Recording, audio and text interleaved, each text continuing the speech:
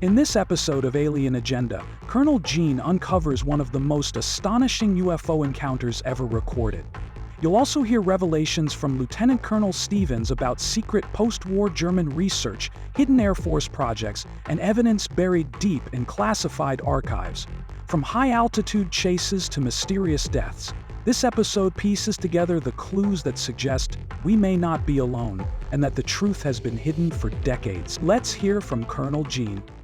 Hey folks, it's Colonel Gene again with Alien Agenda. Today we're going to look at some more evidence that adds to the mountain of information that seems to show that we truly are not alone. We will look at an encounter by one of our spy planes in 1980, as well as a series of incidents reported by a retired Lieutenant Colonel Wendell Stevens, who was both a test pilot and in later years was the director of the International UFO Congress. Let's get started. Richard Doherty, a retired Air Force agent from the Office of Special Investigations, describes an incident that took place in 1980 when a pilot took off on a routine training mission from Edwards Air Force Base in an SR-71 spy plane. When the pilot reached an altitude of 65,000 feet, he encountered a huge disc-shaped spaceship that he estimated was approximately 2 football fields across. The SR-71 was flying at 22,000 miles per hour, but the UFO easily circled the spy plane. The pilot contacted Edwards Air Force Base and was instructed to take as many pictures as possible. He was also told to activate the electronic intelligence equipment on the SR-71. As the UFO circled the spy plane, the pilot was able to take over 100 pictures. When the spy plane approached Area 51, the spaceship simply disappeared. A Wendell Stevens, an Air Force test pilot, later talked to the SR-71 pilot about this encounter. Both the pilot and the co-pilot acknowledged that yes, they did in fact see that huge saucer-shaped UFO during that flight. Later, the Air Force confirmed the flight, but refused to release the pictures or the electronic evidence collected by the spy plane. To this day, the detail of this sighting has been kept secret. After retirement, Lieutenant Colonel Stevens, who was told about the spy plane incident in 1980, came forward with some information that he knew. Colonel Stevens was both a test pilot and he was assigned at one point to the Foreign Technology Division. While in this assignment, he reviewed the captured documents from the Germans during the end of World War II.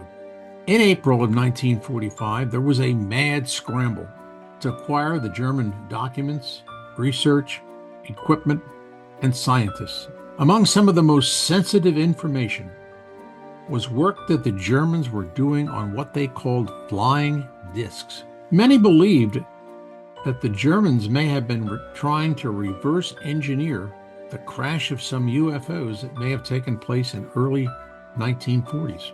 The Americans got the lion's share of the aircraft documents that were in Germany at the end of the war, but the Russians also captured some of this material. Much of the material, including 9 German discs, were sent to White Sands, New Mexico. After we detonated the test atom bomb and dropped the 2 bombs on Japan in 1945, the number of UFO sightings increased significantly. The Air Force Chief of Staff directed the Air Force to collect information about these reported sightings. The first project was called Project Sign and was later changed to Project Grudge. A Captain Rupert was in charge and collected the immense amount of information that was being reported on these sightings. At some point, he decided to publish a book about what he had collected. When the Air Force discovered what he had done, they immediately ordered the publisher to recall all the copies. Later, the Air Force republished Rupert's book, but changed much of what was in it. However, a few copies of the original book were never recovered. The way you can determine if you have the original or the republished book is by the very last few words that Captain Rupert wrote. In the original version, his last few words are, quote, "Only time will tell," end quote. Captain Rupert was convinced that UFOs were in fact real, and later Project Grudge eventually morphed into Project Blue Book. After Project Blue Book was closed, all of the files were sent to a university in Montgomery, Alabama.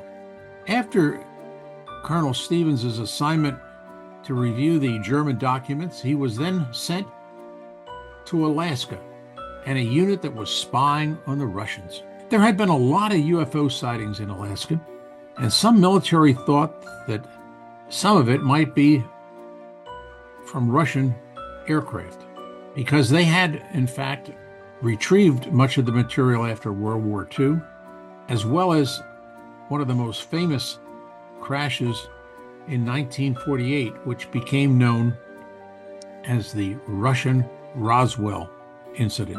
Most of the information collected in Alaska was not seen by Stevens, but was sent first to 12th Air Force and then on to Washington. However, Stevens did see some of the reports, and after he retired, decided to reveal what he knew. He reported on one occasion a 200-foot UFO was spotted on the ground and took off at an extreme rate of speed as a B-29 approached the area for landing. There was no evidence that the disc had ever been on the ground. There was no disturbance, and there was no noise. On another occasion, the lieutenant colonel observed a UFO coming out of the water and again disappearing into the sky at an extreme rate of speed. In 1976, near Tucson, Arizona, on a B-29 refueling mission, a UFO approached the two planes, and the crews from both planes saw this UFO. It appeared to observe the refueling for some time. Later, after the B-29 and the refueling craft landed, the pilots were debriefed. During this debriefing, two discs appeared in the sky near Tucson. Members of the military took motion pictures as well as many still pictures of these discs. All the pictures that were taken and every other piece of evidence was collected, and the military members were told, quote, "Nothing ever happened," end quote. They were forbidden to ever mention anything about this incident. Again, the pictures and the reports were sent to the 12th Air Force and then on to Washington. This report has again never surfaced. Lieutenant Colonel Stevens was convinced that UFOs do exist and are not of this world. One of the things he said that was most convincing to him was the extreme rate of speed that these craft reached. He said there was no way that human technology could duplicate what he saw. A Dr. James McDonald, a rather famous physician, met with an Air Force major who had very sensitive information about aliens. The doctor had heard many stories about UFOs, but was very skeptical until he met with this major. He was told that some aliens looked like what today we call grays and came from a planet called Reticulum. Although we have not found a planet with that name, there is a star system that has a sun called Reticulum.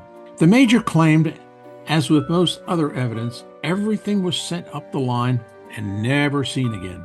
Dr. McDonald was well connected in Washington, and on one occasion he was an observer at a presidential cabinet meeting. He got the opportunity to ask, where is all this UFO evidence being stored? The doctor was told he would have to take that up with the Department of Defense. Soon after this cabinet meeting, the doctor supposedly tried to commit suicide by shooting himself in the mouth. He did not die, however, and was treated in the hospital from which he disappeared the very next night.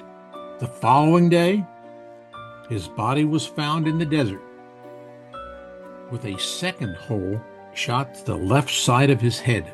The doctor was right-handed. So much for suicide.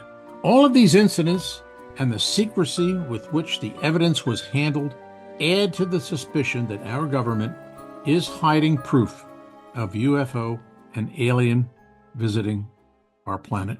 I hope you have enjoyed learning about these incidents. This is Colonel Gene again, signing off for today. Please keep safe. Don't forget, look to the sky to see some UFOs. Gene P. Abel is an inspiring powerhouse of innovation and storytelling.